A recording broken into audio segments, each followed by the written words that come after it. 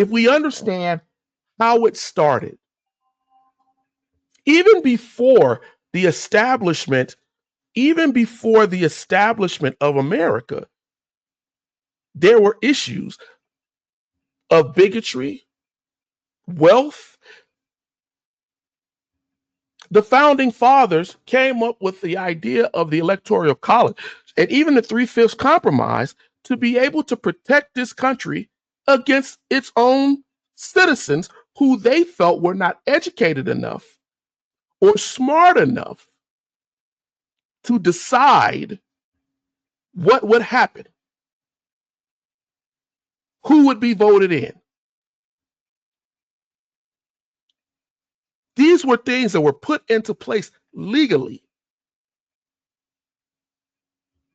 Race back in the colonial period was used. It was used to lay the groundwork for where we are now.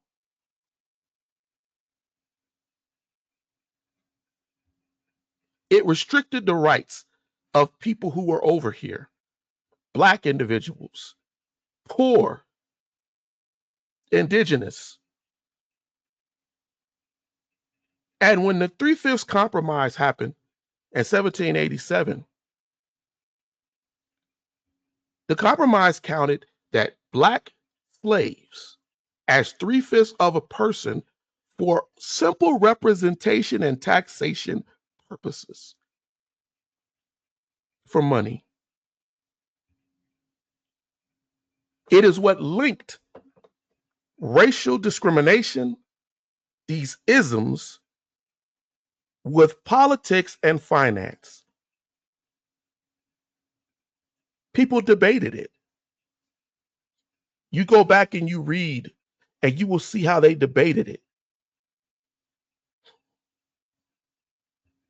and how people would be utilized and how the slaves would be utilized for legislative purposes. Because, see, the southern states, where the people were enslaved en masse more,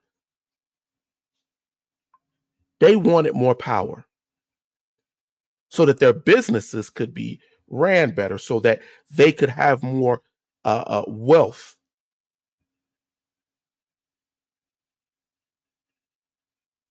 That's what it was. The compromise allowed these Blacks to be counted as 3/5 of a person to establish power and wealth.